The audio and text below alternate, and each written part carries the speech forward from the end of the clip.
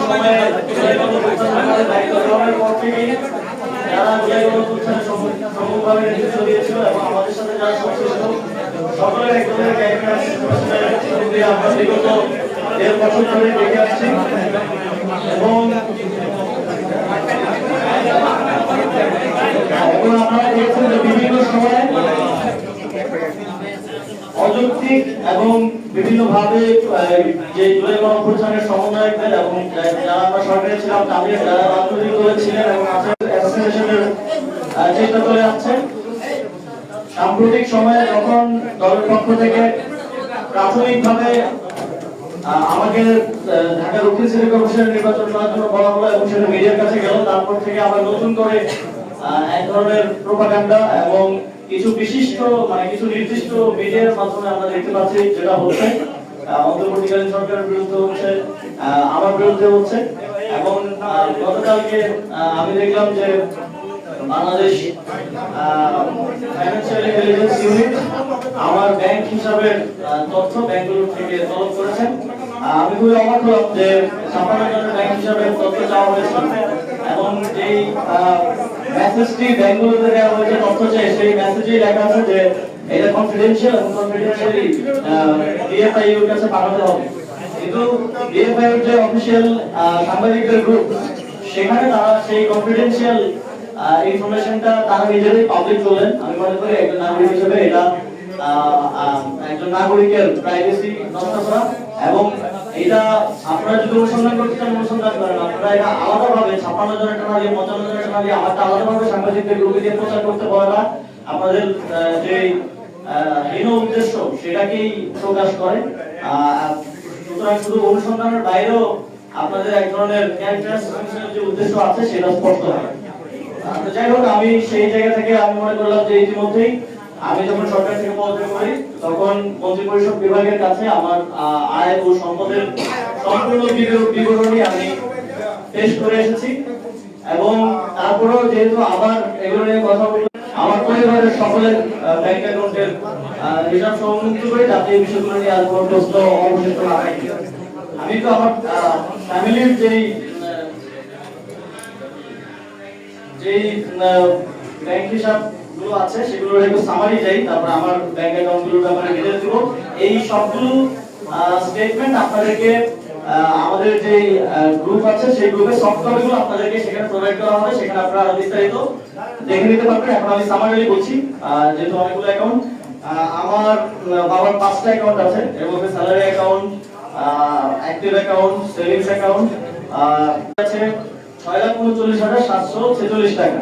সুতরাং যা ক্রেডিট আছে সেটা যদি বাদ দিয়ে আমরা তাহলে তিনি এখনো 82,035 টাকার মতো দেনায় আছেন আর কি। আর আমার মায়ের একটা অ্যাকাউন্ট আছে সেখানে 21,154 টাকা আছে। আমার স্ত্রীর একটা অ্যাকাউন্ট আছে সেখানে 613 টাকা আছে। আমার নিজের 2টা অ্যাকাউন্ট আছে, দুটোর মধ্যে একটা আমার ব্যক্তিগত অ্যাকাউন্ট, সেটা হচ্ছে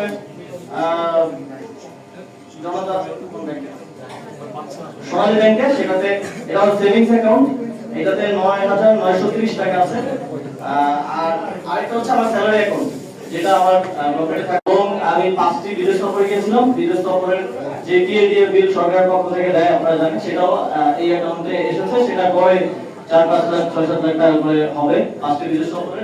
এর বাইরেও দেশের সরকার থেকে আরো বিভিন্ন খাতে বিভিন্ন যে ভাতা সব মিলিয়ে এই অ্যাকাউন্টে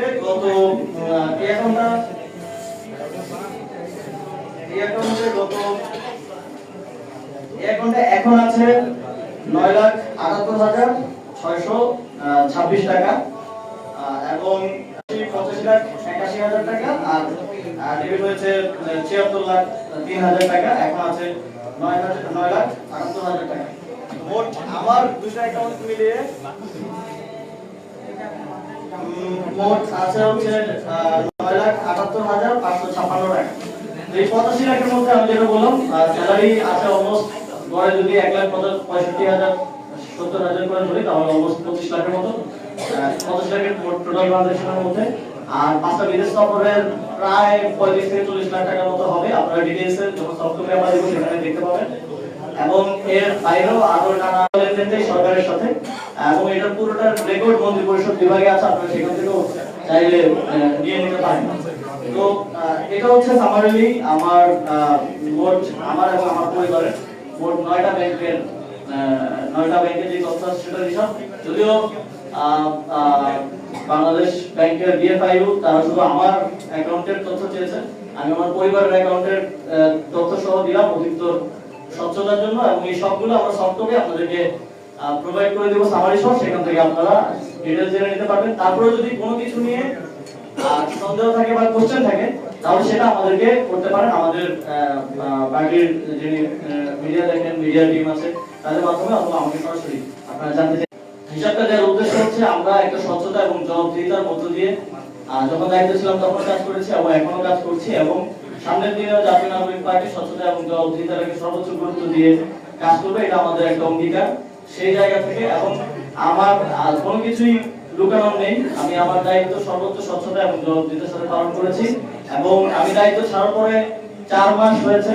আপনারা অনেক সময় অনেক গুঞ্জন শুনেছেন, অনেক নিউজ দেখেছেন, অনেক নিউজ আমরা যখন যোগাযোগ করতাম হাউসে তখন তারা আমাদেরকে বলতো যে ভাই আমাদের কিছু করার নেই, আমাদের কিন্তু লিখিত দিয়ে গেছে এটা ছাপানোর জন্য। আপনারা হয়তো অনেক সময় এই বিষয়গুলোর অভিজ্ঞতা পেয়েছেন, এবং আপনারা দেখেছেন যে গতকালকে আপনারা হয়তো জেনেছেন যে আমাদের জাতীয় নাগরিক পার্টির একজন সাবেক সদস্য গোলাম সালাউদ্দিন তানভীর, তাকে নিয়ে একটা 400 কোটি টাকার বিশাল ন্যারেটিভ এবং এক ধরনের প্রোপাগান্ডা করা হয়েছিল। দুদক তাকে নিয়ে অনুসন্ধান করেছে, দীর্ঘদিন অনুসন্ধান করে তাকে কিন্তু নিষ্পত্তি দিয়েছে, এবং সেটা এই সরকারের আমলে নিষ্পত্তি দিয়েছে। কিন্তু তার যে এবং আমাদের পার্টির যে এই সংশ্লিষ্ট নিউজ এবং প্রোপাগান্ডার কারণে এক ধরনের হেনস্থার শিকার, হ্যারাসমেন্টের শিকার হতে হলো, এবং এক ধরনের ইমেজ নষ্ট হলো, এটার কোনো রিপেমেন্ট বা এই ধরনের কিছু নেই।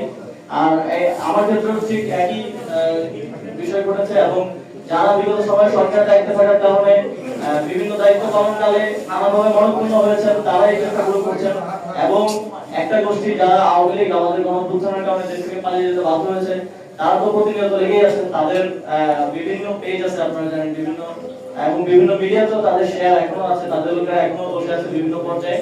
তারা এই ধরনের সূত্রহীন, আমরা দেখি মাঝে মধ্যে যে নিউজগুলো হয় এগুলো ফ্যাক্ট চেকাররা মাঝে মধ্যে ফ্যাক্ট চেক করেন, বা অনেক ফ্যাক্ট চেকিং এজেন্সি আছে বাংলাদেশে, তারা লিখেন, এবং কয়েকজন ফ্যাক্ট চেকার এগুলো নিয়ে পোস্ট দিয়েছেন যে কতটা ভিত্তিহীন ভাবে এই অভিযোগগুলো করা হয়।